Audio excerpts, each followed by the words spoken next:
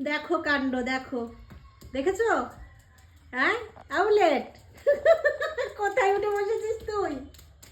হ্যাঁ ও চিনি, ওই দেখ বুলেট দাদা কোথায়। বাহ বাহ বাহ বাহ বাহ, মাকে ঘুমোতে দে, রেগে যাচ্ছে কিন্তু মা। তোদের কাণ্ড দেখলে আমার দিন শেষ। আজকে সেই দুপুর মানে 2টো থেকে ভাবছি একটু রেস্ট করব।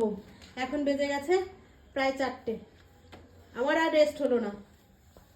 তোদের নাটক আর যাত্রা দেখতে দেখতে আমার দিন শেষ। এই যে বরফি, মায়ের পাশে চুপ করে থাকো, নাহলে মা কিন্তু রেগে যাবে। এখানে চুপ করে থাকো, এখানে চুপ করে থাকো, চুপ করে থাকো।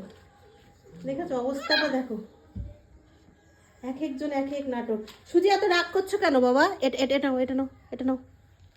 সুজি বাচ্চাদের ওপর রেগে যায়, ওরা শুধু ওর মাকে গিয়ে ঘুমায় ডিস্টার্ব করে, আর সুজি প্রচণ্ড রেগে যায়। এক্ষুনি গন্ডগোল লেগে যাবে, এক্ষুনি শুরু হবে আমার মনে হচ্ছে। সুজি বালিশগুলো কেটো না বাবা, কেটো না। এই দেখো চিনিমিনির মতো শান্ত হয়ে সবাই একটু শুয়ে পড়ো। বুলেট, বরফি, ওই দেখো বরফি সোনাও শুয়ে পড়েছে। বুলেট তোমার জন্য কিন্তু মা এক্ষুনি রেগে যাবে, ঢিকুস ওখানে থাকো, ওখানে থাকো।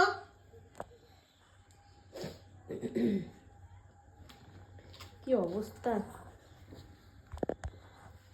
বালিশগুলো, বালিশগুলো ছিল না বাবা, বালিশগুলো ছিল না, ওরা শোবে। তুমি কেন ছিঁড়ছো বালিশগুলো?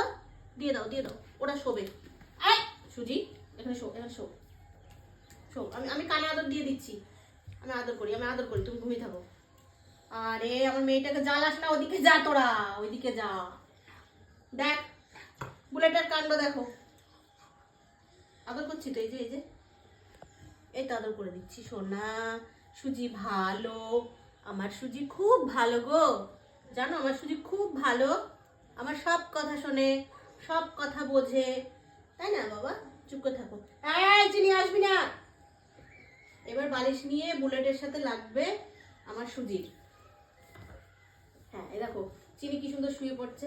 চিনিকে আমি নিয়ে যাই, চিনিকে আমি নিয়ে যাই। চিনি চলো, আমি তোমাকে নিয়ে ঘুমাবো। একটু চিনিকে নিয়ে এখন ঘুমাবো, একটু চিনিকে নিয়ে একটু শোবো। দুষ্টুগুলো